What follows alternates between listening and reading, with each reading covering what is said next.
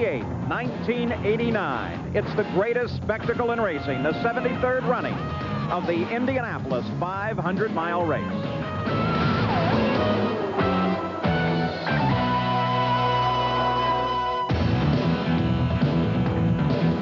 Well, race fans began lining up last night outside this, the world's largest stadium. At 5 o'clock this morning, the aerial bombs went off and the gates were thrown open under a clear, crisp blue Indiana sky. A nice brisk breeze blows across the grounds, and the fans are now streaming into their seats.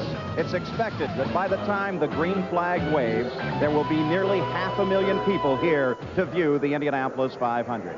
Hello, I'm Paul Page, and it's just 47 minutes away now until the start of the engines. And we're standing right on the main straightaway where it's just electric with excitement here as people prepare for the 500-mile race. Fans, crews, crowds, everyone here ready for the 73rd running. Now, there's a good deal ahead of us today, a great deal of promise. For example, Al Unser Jr., A.J. Foyt, 4-time winners. Will they possibly be a 5-time winner before this day is over? And Rick Mears, the defending champion, well, he has 3 wins to his credit. Will he join the 4-time winners? Emerson Fittipaldi, 2-time world driving champion. Will he become the 4th former world driving champion to win at the Indianapolis 500-mile race? And then, of course, there's Al Unser Jr. He's never won on an oval. Will this be his first oval win and his first 500-mile race victory? And then, looking further down the field, there's Danny Sullivan. He drives with a broken arm in the 500-mile race. Will he score his second 500 win? So much promise to look forward to yet today. There are other stories, too. Let's go to my colleague in the pits, Jack Arute. Paul, one of the determining factors as to who wins and loses this race may be these tires. Now, crews will have a choice of 2 compounds throughout the course of the event, and they may be switching back and forth based upon how the car handles. Now, the tires are radials for the 2nd year in a row, and some of them have developed a vibration, so we'll be staying on top of that story as well. Now, if you change tires, you'll be doing it on pit road. And for more on the pit strategy, here's Brian Hammons. Jack, when work begins here on pit road, it will be more important than ever for these guys, the pit crew, to do their job as quickly as possible. With the speeds they'll be running here today, every second that is lost in the pits translates to over 100 yards lost on the racetrack. These guys could win or lose the Indianapolis 500. Now let's go to Dr. Jerry Punch. Well, Brian, among the many recent improvements here to the Brickyard, none have been heralded more than the resurfacing of pit road. The old rippled and wrinkled concrete is gone. That has been replaced by a smooth, silky stream of asphalt. Now, Paul Page, many of the drivers agree that although the approach speeds will be considerably quicker, the increased visibility and improved car contact with the surface should make pit road that much safer for everyone involved. Thanks, Jerry. The cars are now lined up on the home stretch, silent for the moment, but very soon they will roar into life. Let's take a look at the 11 rows of 3 that will stream toward the green flag. On the pole, the defending champion, a 3-time winner, Rick Mears, broke his own 1- and 4-lap records here 2 weeks ago in qualifying. He is the first man at Indianapolis to hold the pole 5 different times. Alongside Al Unser, a 4-time winner, he turns 50 tomorrow. Away from the track, he enjoys snowmobiling in Chama, New Mexico. The outside is Emerson Fittipaldi, a 2-time world driving champion from Brazil. Now he lives in Miami, and he loves speed on land and on sea. The second row, on the inside, is Scotsman Jim Crawford in a car that he wrecked 10 days ago. He's still in physical therapy from an '87 crash.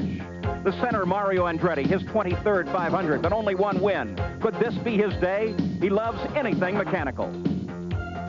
Scott Brayton is a bachelor. He once held the track record here. He runs a cement business in Coldwater, Michigan. Inside row 3 is Bobby Rahal, the '86 winner and a 2-time national champion, father of Michaela, Jared, and Robert. Al Unser Jr. starts in the center. In demand by the press, he is even occasionally interviewed by his wife, Shelley. Brazilian Raul Boisel starts outside for his 4th Indy 500. He is an accomplished show horse jumper. Row 4 on the inside is 4-time winner A.J. Foyt in his 32nd race. Horses or horsepower, A.J. loves racing. Randy Lewis is in his 3rd 500. He holds a marketing degree and is a connoisseur of California wines. John Andretti started racing in midgets. He is the son of Mario Andretti's twin brother, Aldo. The fifth row, Teo Fabi. The 1983 rookie pole sitter here is from Milan, Italy, where he prefers family life with his wife, Gloria. Gary Bettenhausen's father raced here. Gary is a versatile driver. He lives on a farm a few miles from the speedway. Dutchman Arie Luyendyk is the 85 Rookie of the Year. He stays fit for driving by swimming and working out daily. In the sixth row is Perel Palmroth, the Finland, rookie Scott Pruitt, and Ludwig HEIMRATH Jr. The seventh row, on the inside, is rookie Didier Theys of Belgium. He has been steadily gaining open wheel experience. He's a former ARS champion. Another rookie, Mexico's Bernard Jourdain, is in the center of the row. He plays soccer to keep in shape. And Michael Andretti, Mario's son, starts outside row 7. He and his son Marco spend time away from the track watching hockey. Row 8, Tom Sneva, the 83 winner, two-time winner Gordon Johncock, and Irishman Derek Daly. In the ninth row, John Jones is the fastest rookie in the 500 field. He's a former IMSA champion in GTO. He comes from Thunder Bay, Ontario, Canada. Danny Sullivan is the 85 winner. He drives with a cast on his right arm from his accident in practice here 2 weeks ago. Kevin Cogan is on the outside of row 9. Twice he's finished second. He lives on the edge of the California desert. The 10th row, Rocky Moran in an A.J. Foyt car. Dominic Dobson and Billy Vukovich, grandson of the two-time winner. And the 11th row, Davy Jones, veteran Pancho Carter, and Rich Vogler, a USAC midget and sprint champion. 33 of the finest drivers in the world ready for the green flag. There have been many moments this month of May, like Rick Mears' unprecedented 5th pole position with his Penske PC-18. Harrowing moments like last week's crash by Jim Crawford. After putting his car on the inside of row 2, Crawford crashed, crimping a Cinderella month of May for the amicable Scot. Nostalgic and yet sad moments such as this. 3-time 500 winner Johnny Rutherford bumped from the field in the last 10 minutes of qualifying, then taking the reins of fellow Texan A.J. Foyt's backup car and beating the 6 o'clock qualifying deadline, only to have his engine explode after a lap of over 217 miles per hour. But the man of the moment throughout the month has been Danny Sullivan. A freak crash during practice left the 85 winner with a concussion and a broken right forearm. While his team prepared a backup mount, Danny went under the knife to get ready for the race. Doctors took bone from his elbow, combined it with a steel plate, and fashioned a brace to withstand the rigors of Indy. Sullivan's moment came 8 days ago when he was put to the test.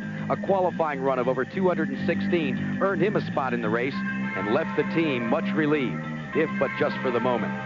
But the many moments of May are pale in comparison to the moments of today, the 73rd rendition